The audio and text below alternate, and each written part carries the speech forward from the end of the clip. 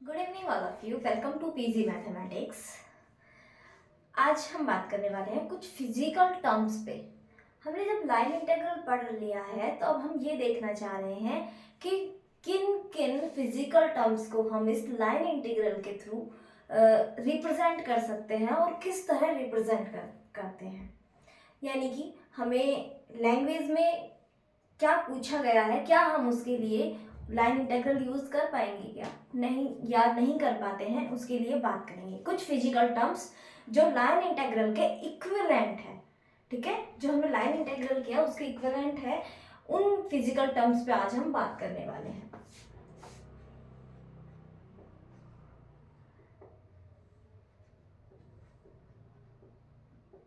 और इसके बाद जब हम नेक्स्ट क्लास में कुछ एग्जांपल करेंगे इस क्लास में, तो नेक्स्ट क्लास में हम सरफेस इंटीग्रल पे भी बात करने वाले हैं, ठीक है, जहां पे ही हमें Stokes and Gauss divergence theorem फिर हम आगे पढ़ने वाले हैं, ठीक है। फिजिकल टर्म्स में पहली टर्म है वर्क डन। आपने पढ़ा होगा वर्क डन।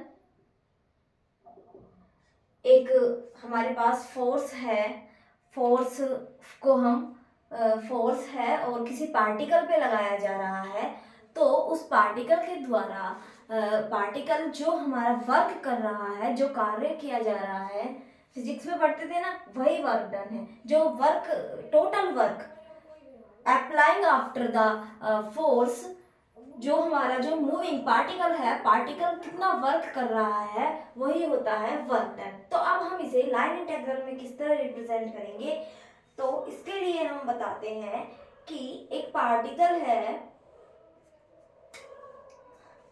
ए पार्टिकल, मान लिया ए particle moving along a curve, along a curve C, along a curve C particle move कर रहा है। इसका मतलब वो जो हम जिस कर्व के अलोंग लाइन इंटीग्रल निकालने वाले हैं वो क्या है, हमारा C कर्व है। ए particle moving along a curve C when an external force, when an external force, external force F vector is applied on it। मैंने क्या बताया, एक पार्टिकल है जिसपे हम मूव कर रहे हैं, उसके कारण जो चल रहा है, मूविंग हो रही है, मूवमेंट आ रही है, तो जो पार्टिकल के द्वारा मूविंग ही है वही क्या है, वर्क है। तो जो वर्क डन हो रहा है, वर्क हो रहा है, वही है हमारा work done. Then the work done by the particle, then the work done by the particle.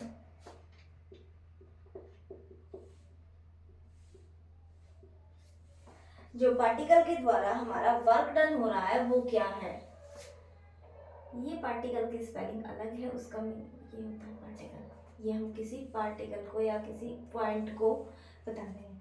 चलो ठीक है, ये हमारा मैटर नहीं है, हमारा मैटर है, देखिए एक पार्टिकल, किसी हमने फोर्स इस तरह लगाया कि वो किसी एक कर्व पे जब वो चल रहा है, मूव हो रहा है, तो जो वर्क डन है उसे हम क्या दिखाएंगे, जो हमारा फोर्स है एफ वेक्टर, फोर्स है F vector dot D are vector का इंटीग्रेशन, यही होगा हमारा work done.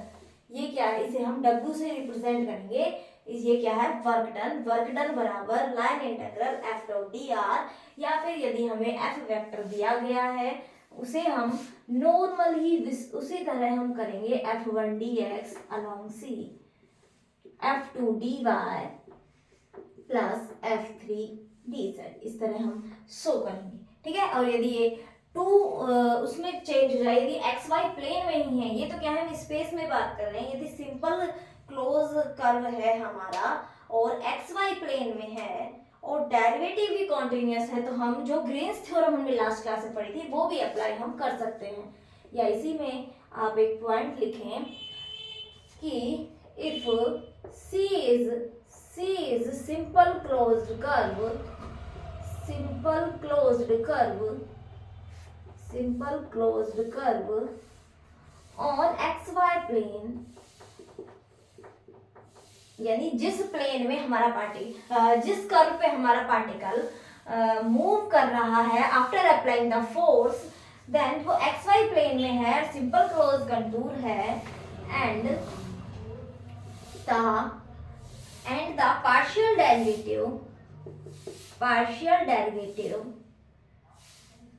Derivative of F vector, यानी जो फोर्स है उसके फोर्स क्या है, फोर्स एक वेक्टर ही है ना, एक तरह से यहाँ पे, तो derivative of F vector is continuous, then work done by particle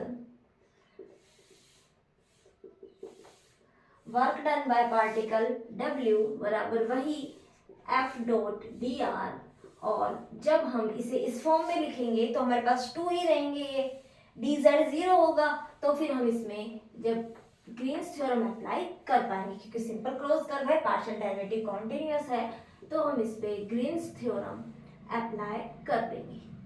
ठीक है, इस तरह भी हम इसे देखते हैं।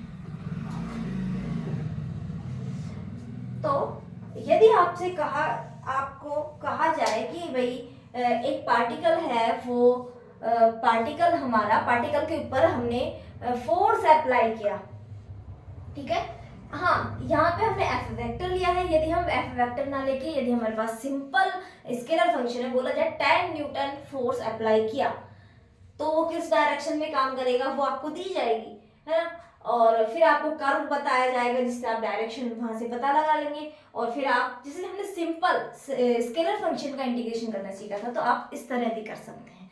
या कोई बोलेगा कि फोर्स जो है हमारा XYZ है, तो इस टाइप का भी फंक्शन हो सकता है, और फोर्स विद डायरेक्शन वो देना चाहे तो आपको एफ वेक्टर फंक्शन की फॉर्म में भी दे सकता है। तो आपको करना क्या है, फोर्स का जो कर्व सी पे, फोर्स लगाने के बाद जिस कर्व सी पे हमारा पार्टिकल मूव कर रहा है, वो वर्क डन यदि निकालना है तो एफ डॉट dr हम निकालेंगे अलोंग कर्व सी। ठीक है, तो ये बात हो गई वर्क डन की। यदि हमसे कभी क्वेश्चन में पूछा जाता है कि वर्क डन क्या है, तो हम इस तरह इसका यूज करेंगे। तो ये आप नोट कर ले, फिर मैं रब कर देती हूँ। वर्क डन के बाद दूसरा आता है फ्लो।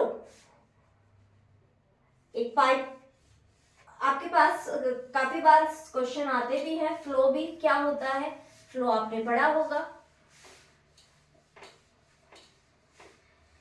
आपके एक पाइप में से, पाइप के 2 एंड पॉइंट्स हैं, और यदि उस पाइप में से हम पानी एक तरफ से डालते हैं, दूसरी तरफ से निकलता है, पानी का जो फ्लो हो रहा है, जो फ्लूइड है, फ्लूइड क्या है हमारा वहां पे, वाटर, फ्लूइड क्या है वहां पे हमारा, वाटर है, तो उस कंडीशन में जो हमारा फ्लूइड है, जो पानी है, कितनी स्पीड से जा रहा है, वो तो क्या कहलाती है, वेलोसिटी, वो क्या कहलाती है, हमारी वेलोसिटी कहलाती है। एंड पाथ कौन सा हो गया हमारा पाथ कौन सा हो जाएगा, वो हमारे जो पाइप है वो किस शेप में है, ठीक है, वो हमारा क्या होगा, पाथ होगा। और जब हमें निकालना होगा फ्लक्स, फ्लो ऑफ फ्लक्स हमें निकालना होगा, तो हम उसे क्या कहेंगे, लाइन इंटेग्रल से ही रिप्रेजेंट कर सकते हैं, अपने इसी लाइन इंटेग्रल से उसे भी।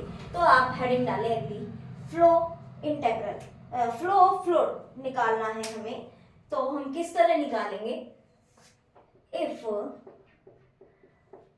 एफ वेक्टर, मान लिया XYZ में, हम 3 में ही बात कर रहे हैं जनरली, बाकी यदि 2 में है तो आप यहाँ भी ग्रीन्स थ्योरम अप्लाई कर पाएंगे। If F vector is the velocity of fluid,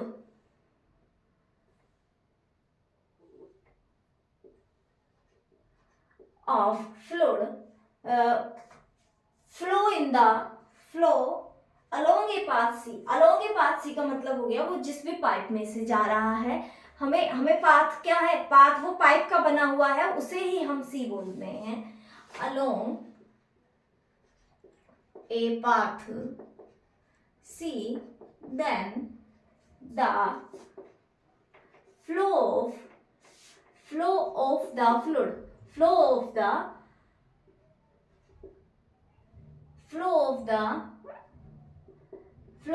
fluid is represented by line integral along C f dot dr. इसी तरह हम इसे भी डिनोट कर सकते हैं, है ना। तो आप कभी आपको दिया जाए भाई मेरे पास 5 मीटर लंबा एक पाइप है, उस पाइप को मैंने इसी तरह से सर्किल में रखा गया है कि इसका जो initial point and terminal point जुड़ा हुआ है, तो वो पूरा क्या हो गया, सर्किल हो गया, ठीक है। इस टाइप से उसने रखा हुआ है और उसने बोल दिया कि उसकी जो वेलोसिटी है फ्लूइड की वेलोसिटी हम एक फंक्शन से रिप्रेजेंट कर रहे हैं और वो वेलोसिटी हमारी फंक्शन एफ दिया गया है। तो अब आपको फ्लो निकालना है उस फ्लूइड का जो उस पाइप में से गुजर रहा है, ऑयल है, वाटर है, जो भी है, गैस है, उस फ्लूइड का यदि मुझे फ्लो निकालना है तो आप किस तरह निकालेंगे, उस वेक्टर फंक्शन या उस वेलोसिटी फंक्शन है उसके लाइन इंटीग्रल के लिए लाइन इंटीग्रल निकाल के आप उसका निकालेंगे फ्लो, ठीक है। तो ये इस तरह भी हम फ्लो निकाल सकते हैं। तो ये रिप्रेजेंट, देखिए इसका यूज हमें इतना नहीं आएगा, जो हम फिजिकल टर्म्स पढ़ रहे हैं फिजिक्स वालों के लिए हेल्पफुल है, पर लेकिन हमें स्टेटमेंट वाइज पूछ लिया जाए कि लाइन इंटीग्रल हमें हेल्प कहाँ कहाँ कर रहा है, तो हमें ये सारी चीजें पता होनी चाहिए। किसी फ्लूइड के फ्लो निकालने के लिए, वर्क डन निकालने के लिए, कहीं पे सर्कुलेशन हो रहा है, इस चीज के लिए आगे भी हम 1-2 टर्म्स और पढ़ने वाले हैं। तो कहाँ कहाँ इसका यूज हो रहा है, क्या ये सब चीजें इक्विवेलेंट है। कोई आपको बोले जाए एक फंक्शन है एफ, वो हमारे वेलोसिटी को रिप्रेजेंट कर रहा है, तो क्या आप उसे बोल सकते हैं कि वो लाइन इंटीग्रल को रिप्रेजेंट करेगा जब वो किसी सर्कुलर पाथ से जा रहा है, या किसी भी तरह आपको बताया जाए, तो ये सारे स्टेटमेंट्स के बारे में भी आपसे वो पूछ सकता है कि वो किस तरह से है, ठीक है। तो आप ये नोट करें। अगला देखिए सर्कुलेशन। तो थर्ड है हमारा सर्कुलेशन। कभी कभी आपसे पूछ ली जाती हैं ये वाली टर्म्स भी। If C is a simple closed path along which a fluid flows, if C is a simple closed path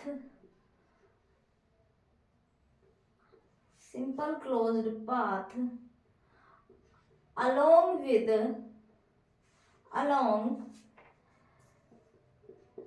the fluid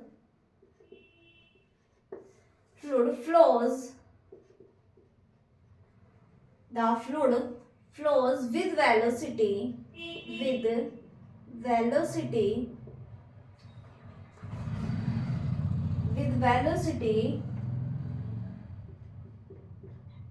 f x y z, then the circulation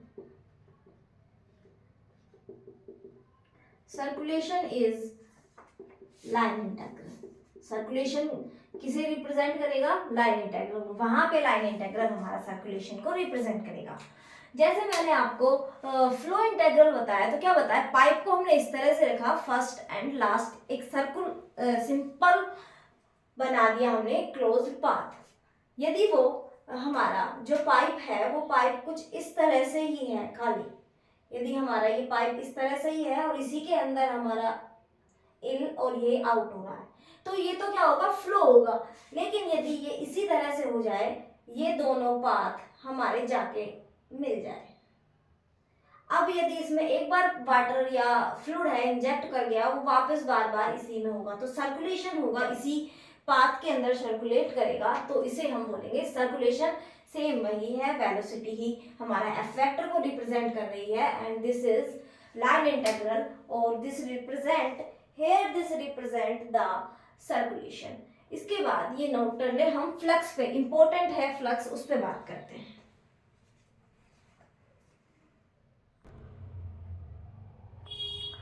अब हम बात करते हैं फ्लक्स ऑफ ए फ्लो। देखो flow को तो हम represent कर रहे हैं लाइन इंटेग्रल से, ठीक है। अब फ्लो का हमें निकालना है फ्लक्स। क्या कह रहा है हमारे डेफिनेशन कि सी एक सिंपल क्लोज कर्व है एक्स वाई प्लेन में। सी तो है हमारा एक्स वाई प्लेन में, एक्स वाई प्लेन में है हमारा सी, और ये एनक्लोज कर रहा है रीजन आर को। मान लिया ये है हमारा सी एंड जो ये रीजन है ये है हमारा आर, ठीक है। जो ये रीजन कवर कर रहा है इस रीजन को हम आर कह रहे हैं। तो वो जो रेट होगी ना, अब इसमें सिंपल क्लोज्ड ही है तो हमें एक ऐसा होगा कि हम इसमें एंटरिंग कर रहे हैं किसकी, फ्लूइड की, तो यहीं से ही वो वापस भी निकलेगा। हम ऐसा मान सकते हैं, हमने एक जगह से इंजेक्ट किया फ्लूइड को तो वो आउट भी तो यहीं से होगा ना। किसी एक पॉइंट पे ही दोनों इनिशियल एंड टर्मिनल मिले हुए हैं क्योंकि ये क्लोज कर रहे हैं। तो जो एक रेट होगा, किस रेट से तो हम अंदर डाल रहे हैं और किस रेट से अंदर बाहर निकल रहा है, तो उस रेट का या तो हम, अब ये सेम पॉइंट है, ये पॉइंट कैसा है, सेम पॉइंट है। अब इस पॉइंट पे हम जिस रेट से डाल रहे हैं पूरे इसमें घूम के बाहर आ रहा है, तो पॉइंट है सेम। हम बोल सकते हैं या तो इस पॉइंट पे ही एंटर कर रहा है, इस पॉइंट पे लीव कर रहा है। जब ये जुड़े हुए हैं तो हम एक तरह से सर्कुलेशन वाला भी मान सकते हैं, लेकिन हमें निकालना है फ्लक्स। अब फ्लक्स क्या होता है, फ्लक्स एक पॉइंट पे हमारा एंटर, एक ही पॉइंट पे बाहर निकल रहा है, तो हमें एक पॉइंट पे ही चेक करना है। अब इस पॉइंट पे मान लिया यहाँ से स्टार्ट हो रहा है तो हम क्या करेंगे, या तो हमें अंदर जाने की रेट पता लगे फ्लूइड की, यदि मुझे इसमें फ्लूइड के इंजेक्ट होने की रेट पता चले या फिर आउटजेक्ट होने की रेट पता, दोनों में से किसी एक की जो रेट होगी, दोनों रेट क्या होंगी, सेम होगी। जब ये सर्कुलेशन है, क्लोज है, तो सेम होगी। तो या तो मुझे जो फ्लूइड है उसके एंटरिंग या फिर लीविंग, किस रेट से वो एंटर कर रहा है इसमें या किस रेट से वो इसे छोड़ रहा है, ठीक है, इस हमारे सर्कुलर पाथ को, तो हम क्या कहेंगे, वो क्या कहलाएगा, हमारा फ्लक्स कहलाएगा। क्या कहलाएगा, फ्लक्स। जो वो रेट है जो हमारी किसी इसमें कर्व में हमारे फ्लूइड के एंटरिंग होने की या फिर उसे छोड़ने की, लीविंग होने की, वो क्या कहलाता है, वो हमारा कहला रहा है फ्लक्स ऑफ द फ्लूइड। इस पूरे सी के लिए, पूरे सी के लिए कहला रहा है ये जो हमारा सी सिंपल क्लोज कर्व है। और यदि एफ वेक्टर है वो वेलोसिटी को रिप्रेजेंट करे, तो हमें तो क्या निकाल रहा है, रेट निकालनी है उस वेलोसिटी की, तो वो क्या होगा, एफ डॉट एन कैप। वैसे ये फ्लक्स फिजिक्स में आप लोगों ने पढ़ा होगा, तो ये जो डेफिनेशन है ये सब वहीं से आई हुई है, अपना इसमें कोई रोल नहीं। हमें तो सिर्फ इस डेफिनेशन को सोल्व करना है, इस वैल्यू को इस तरह लिखते हैं, फिजिक्स का यहाँ तक का काम है। मैंने थोड़ा डेफिनेशन को आपको समझाने की कोशिश की है, ठीक है। F dot N cap, N cap क्या होता है, एन कैप ये होता है कि जो ये होता है हमारा एक्स वाई प्लेन में रीजन मेरा मान लिया ये एक्स और वाई इस बोर्ड में रीजन है, तो एन कैप क्या होगा, इसके आउटवर्ड वेक्टर होता है, ठीक है, आउटवर्ड वेक्टर एन कैप होता है, उसके साथ डॉट होते हैं। तो इसे जब हम सोल्व करते हैं, सोल्व करने के बाद आता है f1 dy minus f2 dx, ठीक है। यहां तक हो गया हमारा फिजिक्स का काम। इसके आगे अब हम सोल्व करेंगे। क्या सोल्व करते हैं, देखिए सी सिंपल क्लोज कंटूर है, एक्स वाई प्लेन में है, और जो एफ वेक्टर है वेलोसिटी है, तो इसका एक्सेलरेशन भी आएगा। तो इसके लिए हम मान सकते हैं कि एफ वेक्टर है वो डिफरेंशिएबल भी है, पार्शियल डेरिवेटिव इसके कॉन्टिन्यूअस होने वाले हैं, ठीक है। तो ये हम मान सकते हैं। तो हम अब इसमें ग्रीन्स थ्योरम अप्लाई करते हैं। इसमें क्या करते हैं, ग्रीन्स थ्योरम अप्लाई।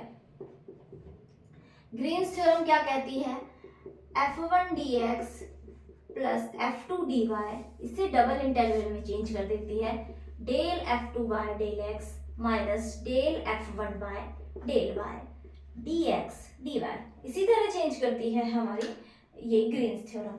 तो अब इसे हमें ग्रीन्स थ्योरम की हेल्प से चेंज करना है। Del f2 by del f2 किसका है, dy का, इसका, तो ये इंटीग्रल क्या हो गया, del f1 by del x minus Y X वाले कोफिशिएंट का माइनस माइनस प्लस हो जाएगा del F2 by del Y D X D Y. तो हम इस तरह इसे कह सकते हैं। इसे हम लाइन, ये लाइन इंटेग्रल नहीं बन रहा है, लाइन इंटेग्रल क्या बनता है F dot D R F1 D X plus F2 D Y. यहाँ ऐसा नहीं बन रहा है, यहाँ बन रहा है del F1 by del X plus del F2 by del Y, यानी कि जो F1 आई कैप के कोफिशिएंट का एक्स के रेस्पेक्ट और जो हमारा जे कैप का कोफिशिएंट है उसका वाई के रेस्पेक्ट, यदि हम डेरिवेटिव करके सम करते हैं, ऐसा हम किस में करते हैं, डाइवर्जेंस में करते हैं, ऐसा हम डाइवर्जेंस में करते हैं ना, तो ये उसी फॉर्म का कुछ कुछ बन रहा है। तो इसे हम ग्रीन्स थ्योरम से हम यहाँ तक सोल्व कर पाए। ये लाइन इंटेग्रल नहीं है, थोड़ा सा डिफरेंट है उससे, ठीक है। तो इसे हम किस किस फॉर्म में लिख सकते हैं, इसे हम लिख सकते हैं double integral divergence of F vector dx dy, क्योंकि एफ वेक्टर क्या है हमारा, जो है वो ये हमारा एक्स वाई प्लेन में जब हम बात कर रहे हैं, हम बात किस में कर रहे हैं, एक्स वाई प्लेन में हम बात कर रहे हैं, तो हम एक्स वाई प्लेन में बात करें तो डाइवर्जेंस में सिर्फ दो ही टर्म्स आएगी, तो हम इसे इस फॉर्म में भी लिख सकते हैं, ठीक है। तो इसे क्या कहते हैं, flux in X Y plane. ये क्या हो गया हमारा, फ्लक्स हो गया एक्स वाई प्लेन में। और आप इसे एक तरह से और रिप्रेजेंट कर सकते हैं, जो जनरली हम करते हैं, फिजिक्स में काफी करते हैं, डेल क्रॉस एफ वेक्टर। ये वाली टर्म हमारी यहां से सीधा आएगी, ठीक है, डॉट एन कैप ds। इस तरह भी हम इसे चेंज करते हैं। ये सरफेस इंटीग्रल में चेंज होगा, ये आगे हम थ्योरम्स में पढ़ेंगे, तो तब यहाँ से ये डायरेक्ट चेंज होगा। ये अभी हम नहीं समझ सकते क्योंकि हमने अभी इसके रिलेटेड थ्योरम्स नहीं पढ़े। आप इसे याद रखिए इस तरह डाइवर्जेंस में, और इसे हम बोलेंगे क्या, जो फ्लक्स है उसे हम क्या बोलेंगे यहाँ पे, flux, flux in X Y plane, इसे हम बोलेंगे flux in X Y plane, ठीक है। इस तरह से हम इसे रिप्रेजेंट करेंगे। इसके अलावा हमें यदि ये तो फ्लक्स आया हमारा किसमें, एक्स वाई प्लेन में, किसमें आया, ये फ्लक्स आया एक्स वाई प्लेन में। यदि मुझे कहा जाए फ्लक्स इन स्पेस निकालो, तो इसके लिए क्या फॉर्मूला होगा जनरल, यहाँ तो हमने ग्रीन्स थ्योरम लगा के अप्लाई किया क्योंकि एक्स वाई प्लेन में हम बात कर रहे थे। जब स्पेस में निकालना होगा तो हम स्टोक्स थ्योरम का यूज करते हैं, और वो थ्योरम क्या होगी, वहां से हमें पता लगेगा। ये सब क्लोज इंटेग्रल चल रहे थे, है ना, यहाँ तो मैंने क्लोज लगा दिया था, ठीक है। तो जब हम इसे स्पेस में बात करेंगे, तो स्पेस में हम किस तरह बात करेंगे, जब हम स्पेस में फ्लक्स की बात करेंगे तो हम बात करेंगे डबल इंटीग्रल, वो भी क्लोज एस, किसी सरफेस के लिए बात करेंगे हम। यहाँ हम रीजन की बात करें, वहाँ कोई हमारे पास कर्व होगा तो किसी भी आर्बिट्रेरी सरफेस के लिए, वो एक्स वाई प्लेन में ही होना जरूरी नहीं है, सरफेस ऐसे होता है, वो तीनों में हो सकता है, ठीक है।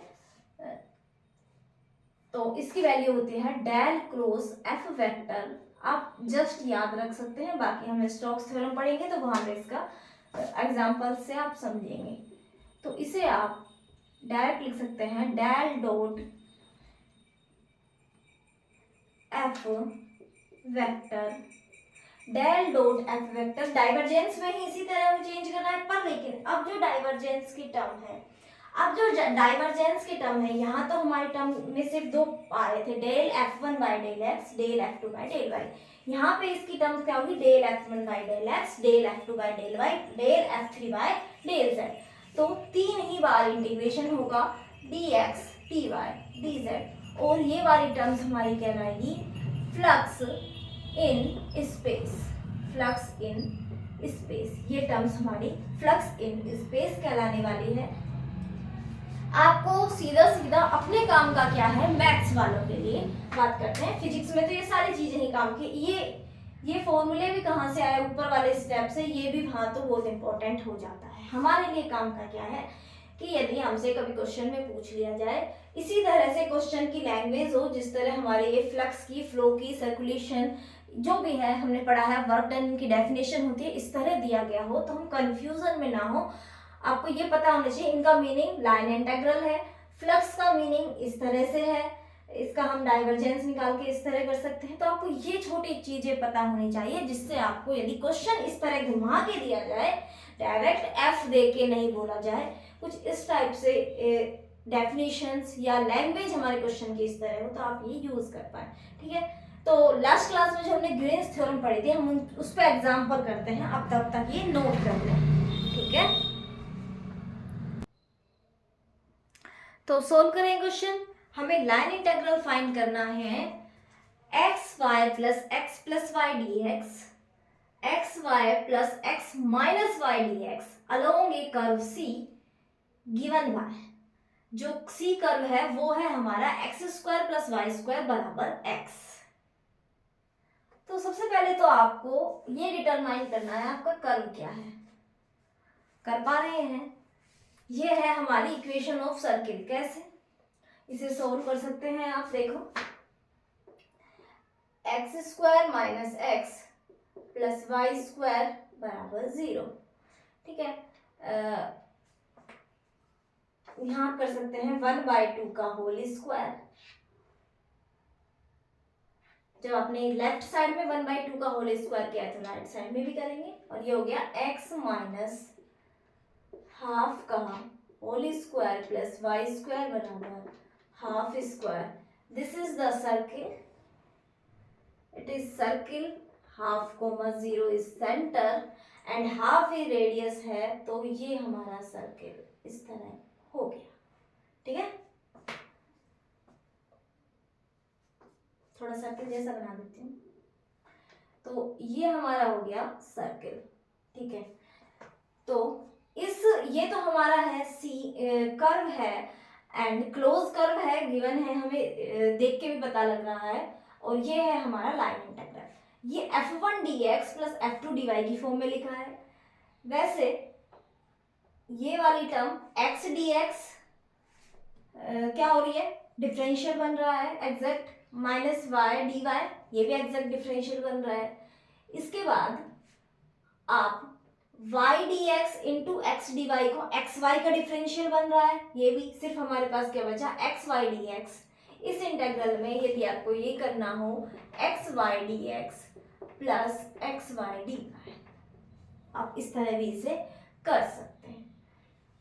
चलो, क्लोज कर्व है, पार्शियल डेरिवेटिव कॉन्टिन्यूअस है, आप इसे चेंज करें ना करें, ऊपर पॉलिनोमियल है, वैसे भी आप इजीली इसका डेरिवेटिव कर पाएंगे। ठीक है, बहुत कॉम्प्लिकेटेड नहीं है, आप इस तरह करें या ना करें, पर चलो हमने कर लिया है। अब हम इसमें क्लोज कर्व है, पार्शियल डेरिवेटिव कॉन्टिन्यूअस है, तो हम ग्रीन्स थ्योरम अप्लाई करते हैं। बाय ग्रीन्स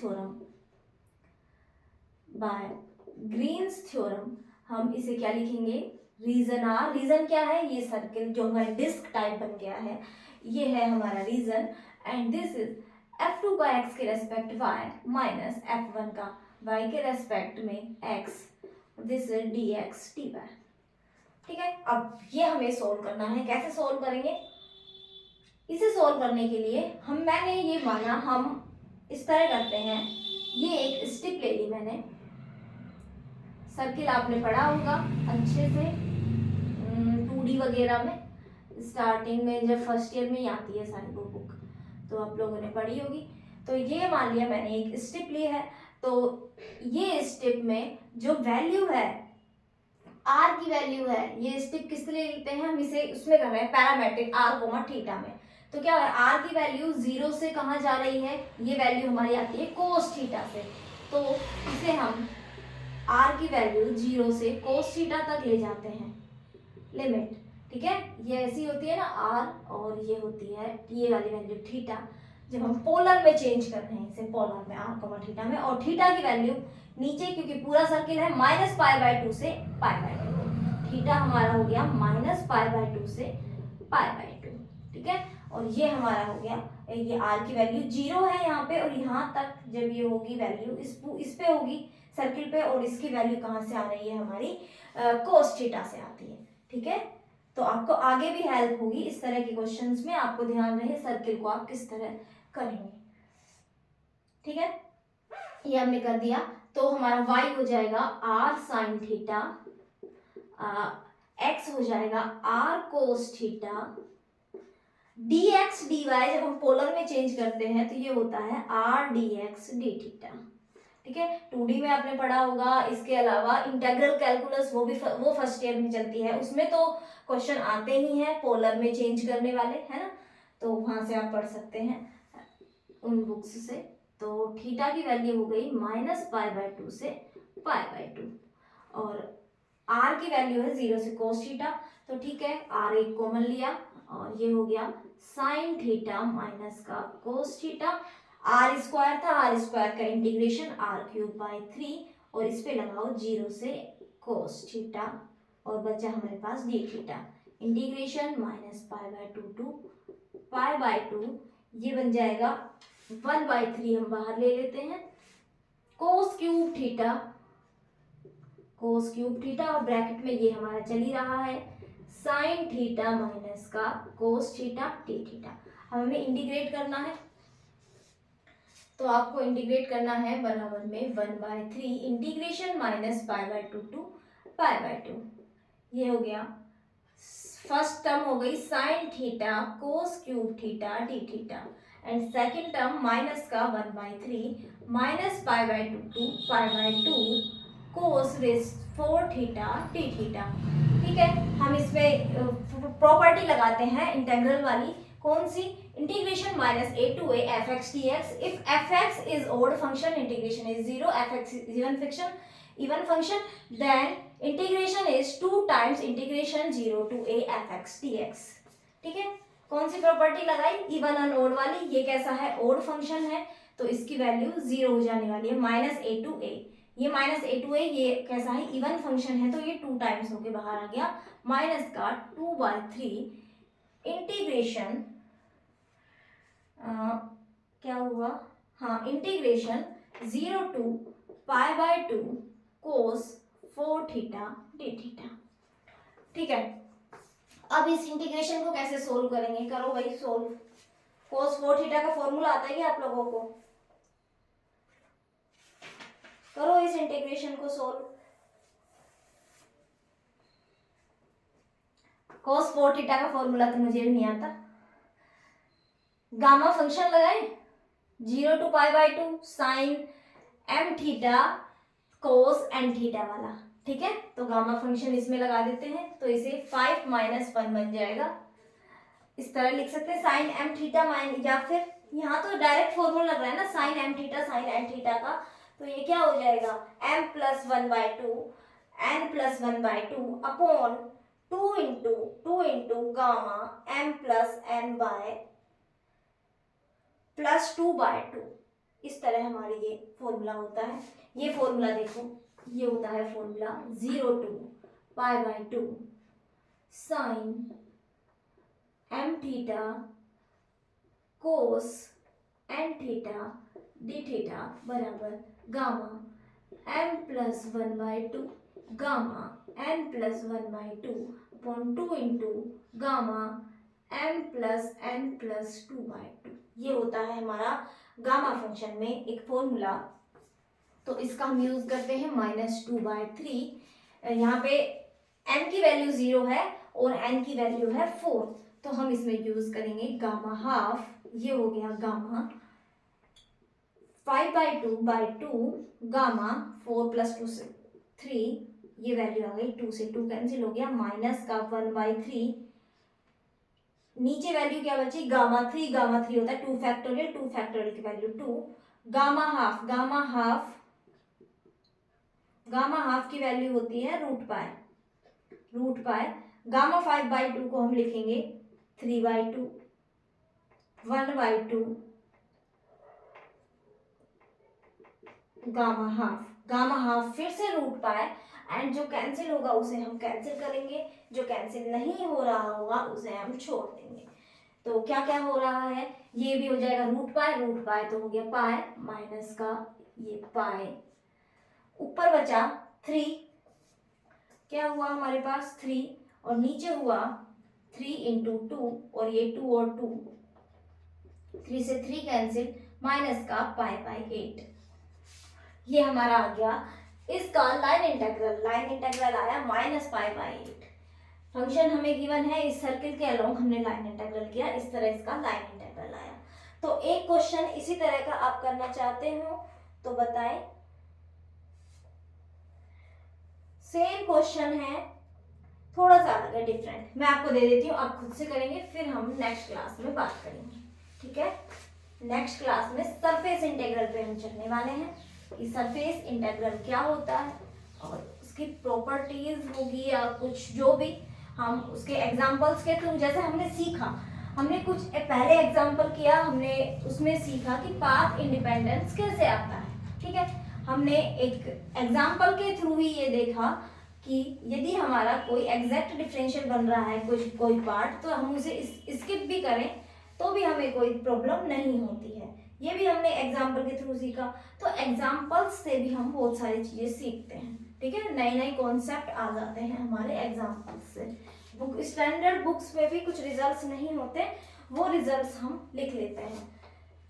तो एग्जाम्पल लिखे, आपको इंटीग्रेशन करना है अलोंग सी कर्व भी हम देते हैं, -4/3 xy³ dx, -4/3 xy³ dx plus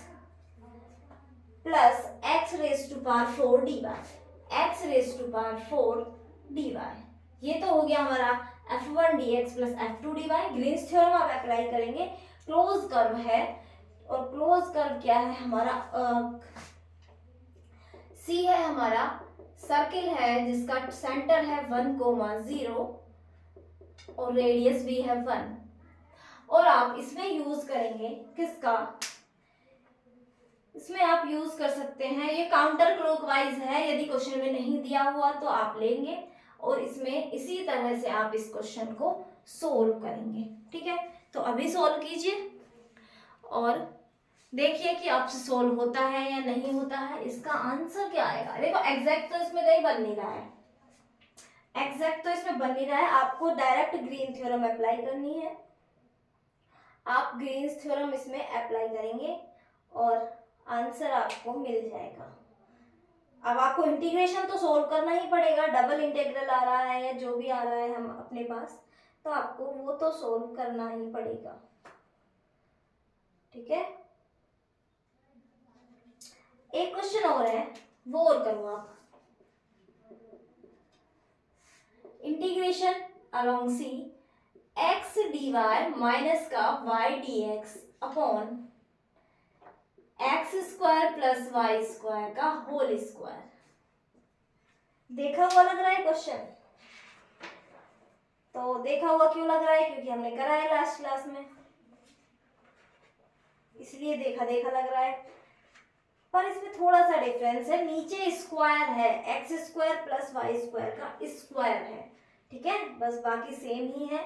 और जो C है हमारा सर्किल, C सर्किल है वो x² प्लस y² बराबर r²। अब इसमें थ्योरम्स तो लगेगी नहीं, अब आपको ये इंटीग्रल कैसे करना पड़ेगा, थ्योरम्स क्यों नहीं लगेगी, वही प्रॉब्लम 0,0 हमारे C के अंदर आ रहा है, ठीक है, तो इसलिए इसमें थ्योरम तो लगने वाली नहीं है। अब हम क्या करेंगे, x को r cos थीटा जैसे हमने किया था, y को r cos sin थीटा मानो, और आप सोल्व करो, इसे सोल्व करोगे तो आपको यहाँ पे क्या है, जब आप सोल्व करोगे ना, जो r है हमारा, जो ये r गिवन है, r तो क्या है हमारा, वहां तो कैंसिल हो रहा था, लेकिन r क्या है, कांस्टेंट टर्म्स है ना, सारा इंटीग्रल सेम होगा, सारी वैल्यूज वही रखी जाएगी जो हमने लास्ट क्लास में रखी थी सेम, बस नीचे जो r² था वो r⁴ बनेगा, ऊपर r² ही रहेगा, तो r² और बाहर निकल के आएगा, तो हमारे पास 2π तो इसका आंसर था ही, अपॉन में r²। देखो r तो फिक्स है, ये वेरिएबल नहीं है, वो r और थीटा जो हमने पिछले क्वेश्चन में चेंज किया पोलर वाले, वो r नहीं है, ये क्या है, रेडियस, ये क्या है, रेडियस है, कोई फिक्स ही तो आपको कंटूर या जो हमारा कर्व है फिक्स कर्व ही तो दिया जाएगा, ऐसे ही थोड़ी है कि भाई वेरिएबल है इसके, तो ऐसे नहीं दिया जाएगा, आपको हमेशा एक फिक्स देगा, 1 रेडियस का सर्किल है, 2 रेडियस का है या इलिप्स है, तो जो भी है उसकी जो एक फिक्स आपको दिया जाएगा, ठीक है। तो आप इस क्वेश्चन को सोल्व करें, इसका 2 पाई/r² आएगा क्योंकि एक r² यहाँ से एक्स्ट्रा रहेगा। ठीक है, तो आज के लिए इतना ही करते हैं, बाकी बातें हम नेक्स्ट क्लास में करेंगे। तो okay, bye bye, thank you.